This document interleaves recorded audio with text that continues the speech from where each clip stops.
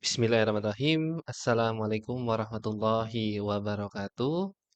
Alhamdulillahirabbil alamin. Assalatu wassalamu ala israfil anbiya'i wal mursalin wa ala alihi washabihi ajma'i amma ba'du. Ya. Oke, pada kesempatan kali ini ya perkenalkan lagi ya, mungkin ada yang belum kenal dengan Ana ya. Jadi perkenalkan nama Ana adalah Nurdiansah ya. Jadi di sini Ana akan menjelaskan tentang sosialisasi program dari SMK Madinatul Quran yaitu untuk kuliah di Jerman ya, yaitu Ausbildung ya. Nah, Ausbildung itu apa sih? Nah, Ausbildung itu adalah kuliah vokasi. Nah, kuliah vokasi itu sama kayak SMK gitu ya. Sama kayak SMK, kita belajar mengenai kejuruan dan lain-lainnya ya. Jadi, dan ini juga dia sifatnya training industri ya, training industri. Jadi kita akan belajar mengenai dunia industri yang ada di Jerman seperti itu. Yang menggabungkan ya antara teori. Nah, kalau di Indonesia kan kebanyakan teori gitu ya tentang A, B, C, D. Nah, tapi kalau di Ausbildung ini dia teorinya 30% ya dan prakteknya. Nah, ini lebih banyak nih. Porsi prakteknya itu lebih banyak yaitu 70% ya.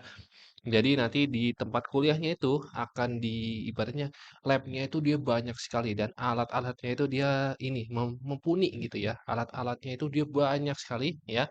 Sehingga alatnya itu dia sama dengan apa yang ada di dalam industrinya ya. Berbeda ya kalau di Indonesia kan ibaratnya di labnya kita ngerjain A, tapi pas di perusahaan nggak taunya kita ngerjainnya berbeda dengan apa yang sudah kita pelajari. Seperti itu ya. Nah, di sini untuk program Ausbildung itu dia tergantung ya dari kita mampu menyelesaikannya itu seberapa cepat gitu ya. Jadi ada yang 2, ada yang 3, dan sampai ada yang 4 tahun atau setara dengan S1 gitu ya. S1 biasanya kan 4 tahun gitu ya. Oke. Nah, di sini ada keunggulan-keunggulannya nih ya, program dari Ausbildung di Jerman. Nah, jadi yang pertama itu adalah kuliah dan bekerja ya. Jadi sifatnya ini kuliah dan bekerja. Jadi nantinya kita sembari belajar, sembari tentang tadi ya pemahaman tentang industri segala macamnya. Nah, itu kita sembari bekerja ya. Jatuhnya itu kita sembari bekerja seperti itu. Nah, lalu yang kedua, di sini dia tidak ada persyaratan fisik dan juga skill seperti itu ya. Jadi mau fisiknya kayak gimana pun dan skillnya dia nggak bisa segala macamnya itu tidak apa-apa ya. Karena di Jerman ini dia berisikan orang-orang yang hebat gitu ya. Orang-orang yang siap untuk mengajarkan kepada kita. Mungkin yang ibaratnya mau untuk diajar akan menjadi seorang profesional seperti itu ya. Itu dia ya, mengapa Ausbildung itu banyak dari negara-negara lain segala macamnya ya, karena ini ya, dia mencari orang-orang yang siap untuk dididik gitu ya, siap untuk dilatih segala macamnya ya, agar dia mampu untuk bekerja di Jerman, bekerja profesional segala macamnya ya, seperti itu. Nah, di sini yang ketiga, ya dia akan mendapatkan gaji. Nah, ini dia nih, ya. Mana ada kuliah ibaratnya kita belajar, kita ibaratnya harus mengeluarkan uang seperti itu ya. Dan ini malah digaji ya. Masya Allah sekali ya. Ini dia. Jadi kita di sana ya, sewaktu kita belajar, kuliah segala macamnya, nah itu akan digaji per bulannya ya. Seperti itu. Supaya kita di sana ada dana kehidupan lah ya, kehidupan ya. Jadi kita nggak ibaratnya makan itu nggak bingung, tinggal itu nggak bingung. Nah, kita ibaratnya sudah digaji Ausbildung seperti itu ya. Difasilitasin lah ya. Jadi kita tinggal belajar saja, tidak usah mikirin harus A, B, C, D seperti itu. Nah, lalu keempat, ya, kita menjadi profesional. Ya, kita akan menjadi profesional pasca kelulusan. Tentunya lulusan Ausbildung ini dia ijazahnya atau sertifikatnya itu tentunya sudah diakui ya di Jerman ya. Jadi bukan ijazah yang ibaratnya ecek-ecek gitu ya. Nah, tapi ijazahnya itu Masya Allah sekali di sini dia sudah diakui sebagai seorang profesional ya. Bahkan di Jerman itu seorang profesional itu dihargai ya. Jadi ibaratnya kayak kita membetulkan atau menservis laptop kayak gitu. Nah, itu nggak bisa orang sembarangan. Nah, itu harus menggunakan jasa profesional. Jadi walaupun ibaratnya kerusakannya sedikit, tapi dia harus menggunakan jasa profesional. Nah, makanya itu, dia itu di sana seorang profesional itu dihargai gitu ya dibandingkan dengan kita. Nah, lalu yang kelima, di sini dia akan mendapatkan juga career development, ya. Dia akan berkesempatan untuk berkembang karirnya tersebut. Misalkan dia mengambilnya jurusan A, tapi ingin pindah ke jurusan B gitu ya, ingin mendapatkan pengalaman atau penghasilan lebih besar daripada apa yang dia didapatkan sekarang. Nah, itu bisa juga ya. Jadi nanti akan diajarkan gitu ya oleh pemandunya nanti di Jerman, seperti itu, ya. Oke, lanjut kita ke jurusan. Wah, ini dia nih, banyak sekali nih ya, jurusan-jurusan yang tersedia di Ausbildung ini. Nah, jadi dia ada dua kriteria ya, ada di bidang jasa dan juga ada di bidang teknik. Nah, kalau kita lihat ya, di bidang jasa itu ada perhotelan, restoran, chef, dan lain-lain ya. Nah, berbau tentang jasa ya, seperti namanya. Nah, lalu di bidang teknik, nah ini nih biasanya di SMK-SMK gitu ya, ada di jurusan-jurusan SMK gitu ya. Ada otomotif, ada TI, nah, teknik informatika atau teknologi informatika ya. Ada elektronik, sipil, otomasi, komputer, wah banyak sekali ya. Ini dia nih biasanya di SMK-SMK. Jadi kalau misalkan Pak, saya jurusan RPL mau gabung ke sini bisa nggak Pak? Ya bisa ya, karena ada teknologi informasi, komputer, dan lain-lain ya. Kalau jurusan TKJ segala macamnya itu juga bisa ya, seperti itu. Nah, jadi kita bisa melihat ya, kita bisa memilih sesuai yang kita mau nantinya ya, yang kita ibaratnya merasa, oh ini pantas nih buat kita untuk mengambilnya ya, seperti itu. Nah, ini dia nih, persyaratannya juga kalau ingin mengikuti Ausbildung ini cukup ya ibaratnya tidak banyak ya, cukup sedikit ya, kita bisa lihat ya. Yang pertama itu dia minimal lulusan SMA atau SMK atau sederajat ya. Tentunya dia sudah di atas 17 tahun lah ya, 17 tahun ya. Seperti itu. Jadi dia harus lulus terlebih dahulu, habis lulus baru bisa diberangkatkan. Nah, usianya maksimal 35 tahun ya, nggak boleh lebih. Dan yang ketiga, ini dia nih, poin yang saya blok ini tentunya poin yang paling penting ya dari persyaratan semuanya, yaitu dia harus memiliki sertifikat B1 ya, bahasa Jerman. Nah, B1 ini ibaratnya sertifikat ini yang diakui oleh dunia ya gitu ya. Jadi bukan B1 Indonesia nih, ibaratnya diakuinya cuma di negara kita doang enggak, tapi ini memang sertifikatnya ini memang nanti kita ujiannya itu ujian, sekelas Eropa kalau nggak salah seperti itu, ya, dunia juga seperti itu B1-nya. Jadi memang harus persiapkan dengan matang-matang, seperti itu. Nah, bagaimana cara mendapatkan sertifikatnya? Susah dong, Pak. Nah, kita akan melihat ya tahapan-tahapannya seperti ini. Nah, ini dia ya, proses persiapan atau tahapan-tahapan kita dalam menuju Ausbildung, ya. Nah, jadi tahapan yang pertama itu adalah kita akan pembelajaran bahasa Jerman, ya. Jadi kita akan belajar ya, nanti akan diajarkan tentang bahasa Jerman untuk mendapatkan sertifikatnya, ya. Kurang lebih itu kita belajar sekitar 1.000 jam, ya 1.000 jam. Atau kalau diambil lah 2 jam per hari gitu ya. Nah, itu membutuhkan waktu sekiranya 1,5 tahun atau 1,5 tahun lah ya, seperti itu. Nah, tahapan yang kedua, setelah kita belajar dan kita sudah diakui oleh instruktur atau gurunya bahwasanya kita mampu untuk mengambil sertifikat B1 ini, nah nanti kita akan diuji ya sertifikat B1 bahasa Jerman. Nah, nanti kalau sekiranya lulus ya alhamdulillah. Tapi kalau nggak lulus gimana Pak? Kalau nggak bisa lulus ya, biasanya itu kalau instruktur atau guru itu akan merekomendasi ya, murid-murid atau siswa-siswa yang sudah layak untuk mengikuti ujian sertifikasi. Nah, kalau belum layak ya kita coba terus ya belajar-belajar terus sampai kita nilainya menjadi lebih baik. Nah, kalau lebih baik ya insya Allah nanti para instruktur atau para guru akan mendaftarkan kita di ujian B1 ini. Seperti itu ya. Oke, kalau sudah lulus kita menuju ke tahapan yang ketiga. Nah, ini tinggal kita siapkan ya bahan-bahan dokumen-dokumen untuk kita interview seperti itu. Nah, jadi sebelum ke Jerman kita interview dulu nih dengan industri-industri ya. Jadi nanti akan disodorkan beberapa ibaratnya kayak lowongan gitu ya.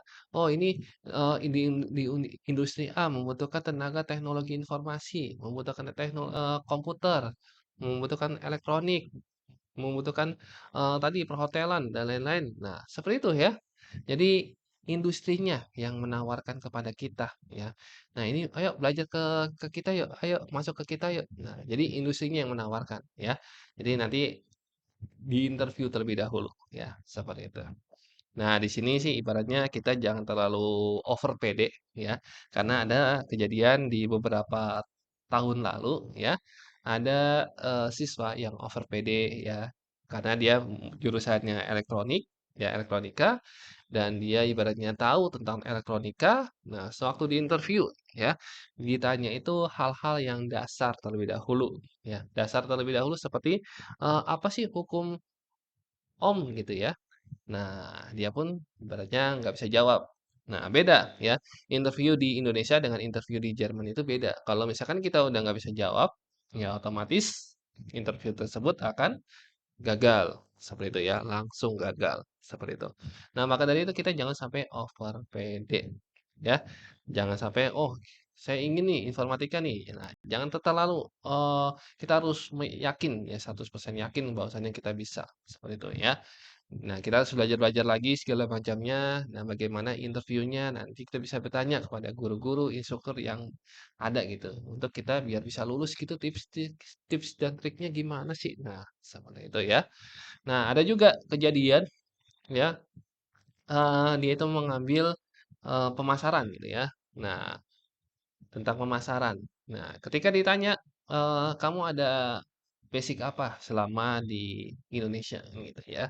Nah, sepulang sekolah katanya dia selalu, membantu ibunya ya sewaktu, berjualan berjualan di warung gitu ya. Nah, alhamdulillah ya ketika dia ada suatu pengalaman walaupun pengalamannya itu sedikit kecil hal yang sepele seperti itu, nah dia langsung diterima gitu karena dia memang ada basic-nya sedikit ya. Maka dari itu ya jadi kita harus siap dengan pertanyaan-pertanyaan yang ada walaupun ibaratnya pertanyaan yang mendasar ya sekiranya itu bisa menjebak buat kita ya. Itu dia. Ya, jadi harus kita persiapkan. Nah, lalu yang kelima di sini ya. Nah, nanti kalau kita sudah alhamdulillah kalau misalkan nanti sudah lolos interviewnya, nah ini kita tinggal ngajuin visa aja nih. Ngajuin visanya juga ke pihak Ausbildung ini ya. Ausbildung ini ya. Nah, barulah kita akan berangkat ke Jerman di tahap ke-6. Nah, di tahap ke-7, nah di sini kedatangan di Jerman nih. Kedatangan di Jerman kita akan disambut oleh tim dari Ausbildung Indonesia ya, tentunya seperti itu. Nah, di tahap ke-8, nah ini dia nih. Tadi kan di poin-poin sebelumnya katanya kuliah digaji. Nah, ini dia nih. Pada saat kita datang, kita langsung dapat duit. Nah, kita langsung dapat duit untuk biaya hidup di sana. Ya, biaya hidup pertama lah ya. Di sana supaya kita kan kadang-kadang bingung, aduh, datang sana nggak ada duit nih. Atau duitnya pas-pasan. Gimana buat hidup di sana? Nah, tenang aja. Jadi di sini akan diberikan dana, ya, dana pertama biar kita bisa belajar, biar bisa kita bisa menempuh pendidikannya dengan sebaik-baiknya. Seperti itu. Nah, dari tahapan 1 sampai 8 ya. Nah, kira-kira tahapan-tahapan tersebut ya membutuhkan biaya rata-ratanya itu sekitar Rp55 juta ya, Rp55 juta. Oh, ini kok banyak banget, Pak. Ya, karena kan kalau kita lihat ya tadi ya, ada proses pembelajaran bahasa Jerman, ada visa, ada tiket pesawat dan lain-lain. Nah, itu ya, itu sudah termasuk, sudah include ke dalam duit ini ya. Jadi kita nggak perlu mikir-mikir lagi, oh ini tiket pesawatnya gimana, ini untuk visanya gimana dan lain-lainnya ya. Semuanya diatur ya, semuanya diatur oleh duit ini, seperti itu ya. Sama yang tadi tuh dana yang pertama yang pada saat di Jerman, nah itu juga diambil dari duit yang 55 juta ini. Seperti itu. Kok mahal ya, Pak ya? Oke. Kenapa mahal? Ya tadi sudah saya jelaskan ya. Nah, dari ibaratnya kalau kemahalan, tapi tenang saja, di sini ada yang namanya global katalis. Nah, global katalis ini ya yang membantu, nah ibaratnya ya warga-warga Indonesia dalam menempuh pendidikan di Jerman ya, di program Ausbildung ini. Ya. Nah, jadi nantinya Global Catalyst ini dia akan mendampingi ya persiapan kita selama di Indonesia sampai nanti di Jerman ya, sampai kita kuliah di Jerman lah ya, seperti itu. Nah, di sini ya dia akan memberikan dana bantuan ya bergulir. Berarti dia ini secara ini ya apa? Secara dicicil lah ibaratnya bergulir itu ya selama kurang lebih 80%. Nah, itu dia nih, 80% ya akan diberikan bantuan ibaratnya seperti itu. Ya. Jadi kalau misalkan wah duit segitu susah, Pak. Nah, ya ini ya, Global Catalyst akan memberikan bantuan sekitar 80% dari 55 juta. Jadi kita sekitar mengeluarkan uang ya sekitar 9,7 kali ya seperti itu. Nah, 20%-nya ya. Oke, nah itu 9,7 juga nanti nggak semuanya langsung kita bayar gitu 9,7 juga berat ya. Bagi saya juga berat kalau bayar langsung 9 juta gitu ya. Nah, nantinya juga 9,7 juta itu bisa dicicil gitu ya, bisa dicicil dalam bentuk pembayaran kayak SPP gitu ya, pembayaran SPP per bulan gitu ya, bisa dicicil seperti itu. Jadi nggak harus langsung jebret 9,7 itu enggak ya. Makanya itu enaknya kita belajar di program Ausbildung itu seperti itu. Nah, lalu juga selama di sana ya, kita itu juga dapat pengasuhan dan pembinaan itu yang tadi yang career development ya, seperti itu. Nah, kalau dana-dana seperti itu tadi kan mahal ya. Nah, kita compare dikit lah ya sama pendidikan yang ada di Indonesia ya. Nah, ini kita bisa lihat ya. Kalau biaya kuliah di Indonesia nih, kalau perguruan tinggi nasional ya, melalui jalur mandiri atau PTN mandiri, nah itu kira-kira rata-ratanya adalah 117 juta ya, dari semester 1 sampai dia lulus gitu ya, sampai wisuda. Nah, itu sekitaran membutuhkan duit 117 juta rupiah ya. Nah, berbeda kalau di Jerman itu tentunya biaya kuliahnya itu gratis ya, tidak dipungut biaya, bahkan dapat uang saku. Nah, jadi yang tadi itu kok uang sakunya diambil dari 55 juta, Pak? Ya, karena kan memang di situ ini ya, apa? Mereka ibaratnya belum sepenuhnya dapat dari Ausbildungnya, maka itu dibantu terlebih dahulu. Nah, kalau udah berjalan mah ini dapat ya uang sakunya, seperti itu, bukan dari dana yang dipinjamkan. Nah, lalu untuk biaya hidup. Nah, ini juga kan kalau di Indonesia juga kan kita harus membiayakan makan, kos-kosan, transport, dan lain-lain ya. Tentunya 117 juta ini bukan nilai yang murni. Tentu saja di sini ada lagi tambahannya, ya biaya hidup dan lain-lainnya.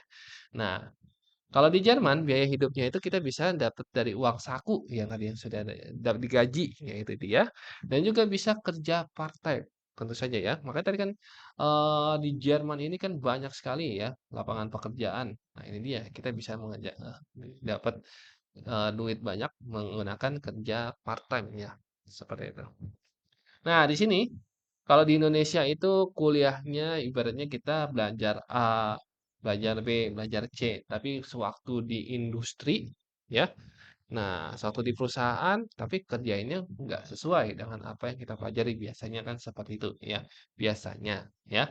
Nah, tapi kalau di Jerman, ya tentunya kalau kita belajar A, ya, kerjanya juga A. Karena ibaratnya mesin yang ada di perusahaan tersebut itu ada di dalam mesinnya itu ada di tempat kuliahnya ya. Jadi yang kita pelajari selama di tempat kuliah dengan yang ada di perusahaan itu match ya atau sama ya. Seperti itu. Nah, lalu lapangan kerja nih, kalau di Indonesia itu sedikit ya. Bahkan satu peluang kerja atau satu lowongan itu yang ngelamar bisa sampai 100 sampai 1000 pelamar. Nah, tapi berbeda kalau di Jerman ya. Kalau di Jerman itu banyak ya. Bahkan 4 lowongan itu ya, ada 4 lowongan nih yang daftar hanya satu orang saja dan lain-lainnya ya. Makanya itu dia itu membutuhkan banyak sekali tenaga-tenaga yang profesional seperti itu. Oke. Nah, lalu kalau misalkan kan kita kan ibaratnya siswa pondok pesantren nih. Nah, kalau di Jerman itu kan nggak ada, ibaratnya nggak ada tempat ibadah, ibaratnya susah ibadah segala macamnya. Nah, ini gimana Pak? Nanti akidahnya atau apanya segala macamnya. Jadi nanti takutnya murid-muridnya atau santri-santrinya jadi aneh-aneh segala macamnya. Nah, tapi tenang aja ya. Kalau di Jerman ini atau di tempatnya Ausbildung ini ya. Nah, ini saya searching sendiri di Google Maps ya. Nah, ini kita bisa lihat ya. Saya cari nih untuk masjid aja ya. Masjid di daerah A di Jerman. Nah, ini di daerah A ya, di daerah A gitu ya, tempat yang biasanya Ausbildung, kampus-kampusnya itu ada di sini gitu ya. Nah, ini sudah lumayan banyak ya, lumayan banyak. Jadi ibaratnya kalau kita mau kemana itu pasti nemu masjid seperti itu yang nggak jauh-jauh banget seperti negara-negara lain ya. Apalagi Jepang ya, Jepang itu memang susah untuk akses masjidnya. Nah, tapi kalau Jerman ini ya insya Allah ya, karena kepala sekolah kita sendiri, nah itu sudah pernah ke sana ya, pernah survei langsung dan memang untuk masjid di sana itu memang bisa ditemukan ya, gampang untuk ditemukan ya, bukan jadi hal yang susah ditemukan seperti itu ya. Oke, nah di sana juga insya Allah ya, nanti rencananya kita akan dibangun pondok pesantren ya. Jadi minta insya Allah juga nantinya ke depannya ya, bisa jadi santri-santri kita itu akan mengajar di sana atau memanggil ustadz dari negara lain mungkin ya untuk kita belajar segala macamnya ya. Alhamdulillah sekali itu ya, masya Allah ya. Nah semoga ya eh, santri-santri kita atau anak-anak kita ya bisa terjaga di sana ya. Amin. Ya. Dan juga ini ya, apa, di sini ya, untuk di Jerman ini ya, untuk kuliahnya ya, kalau ditanya mengenai peluang, "Pak, kira-kira tadi kan ngeluarin dana sekian, segala macamnya.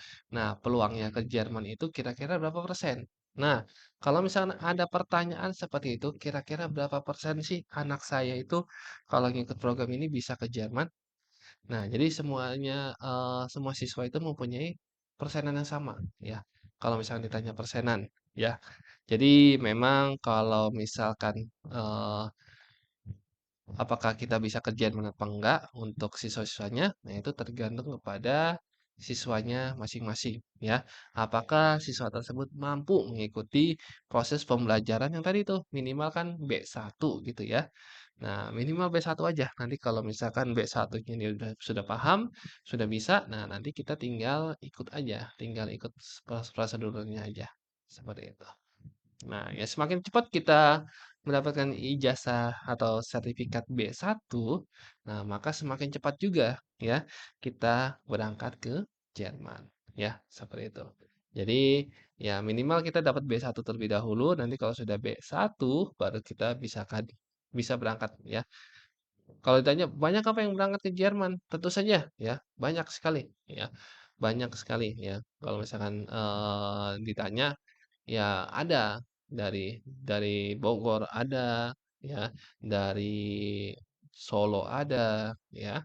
Pasti tiap tahun kita ngeberangkatin gitu ya, bukan dari SMK sih. Dari SMK Madinatul Quran ini baru pertama kali ya, insya Allah nanti di tet- di, di beberapa tahun ke depan lah ya kita bisa memberangkatkan ya, atau bisa jadi sekolah Bogor Timur yang pertama kali bisa memberangkatkan ya siswanya ke Jerman gitu ya. Alhamdulillah kalau misalkan itu bisa tersampaikan ya.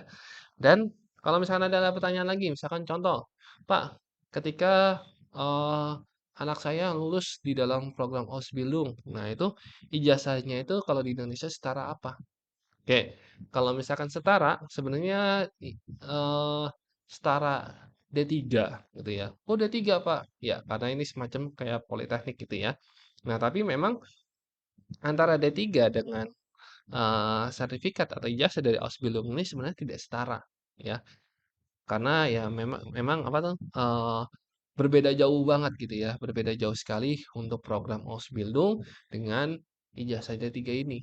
Nah, maka dari itu ya rata-rata mereka lebih memilih kalau misalkan kerja, ah nggak mau kerja di Indonesia, karena standarnya D3. Tapi kalau di Jerman standarnya profesional seperti itu. Ya, lebih memilih di Jerman karena lebih dihargai gitu ya kalau di Jerman. Seperti itu. Nah, ya, dan juga nanti ya, ini masih rencana ya, dan belum tahu kapan akan terrealisasikan. Nah, rencananya juga nanti ke depannya ya, insya Allah ketika lulus Ausbildung ini, nah nanti kita juga akan mendapatkan ijazah sarjana gitu ya, sarjana satu, atau S1 seperti itu ya. Itu masih rencananya ya. Jadi pas balik ke Indonesia, nah itu juga akan mendapatkan gelar S1 juga. Seperti itu. Nah, itu masih rencananya. Oke ya, mungkin itu saja untuk PowerPoint-nya dan untuk pendaftarannya. Nah, ini dia pendaftarannya ya. Jadi kalau misalkan tertarik gitu ya dengan program kuliah di Jerman ini ya. Nah, ini kita bisa kunjungi formulir pendaftarannya itu di s.id garis miring Ausbildung, Ausbildung, SMK, S-nya gede sama ya ini ya, SMK MK-nya gede semuanya ya. Jadi tinggal dikunjungi di browser masing-masing s.id garis miring Ausbildung. Nah, nanti untuk formulirnya bisa dibaca-baca terlebih dahulu ya. Nah, kira-kira apakah berminat apa tidak, ya itu bisa dibaca-baca terlebih dahulu ya. Nah, di sini juga sekolah ini dia sifatnya ya, dia hanya sebagai fasilitator ya. Fasilitator dalam artian adalah sebagai penyelenggara saja ya, sebagai pemberikan fasilitas saja kepada para santri-santri ini yang mau untuk kuliah di Jerman. Selebihnya nanti para santri-santri sendiri yang akan menanggung ibaratnya pembelajaran segala macamnya ya dan lain-lainnya ya seperti itu. Nah, mungkin segitu saja yang bisa Anda sampaikan. Apabila ada salah-salah kata dan perbuatan Anda mohon maaf ya. Jika ada yang belum jelas atau ada yang mau ditanyakan ya seputar tentang kuliah di Jerman ini ya, mungkin lebih ahsannya bisa hubungi nomor Anda ya di WhatsApp ya. Itu ada di grup ya. Kalau mau ya, kalau ada yang pertanyaan silakan saja ditanyakan ya. Karena ini mungkin ada sedikit atau banyak pertanyaan itu juga tidak masalah. Insya Allah akan saya bantu jawab ya. Oke, cukup ya untuk video kali ini. Oke, saya tutup dengan Assalamualaikum warahmatullahi wabarakatuh.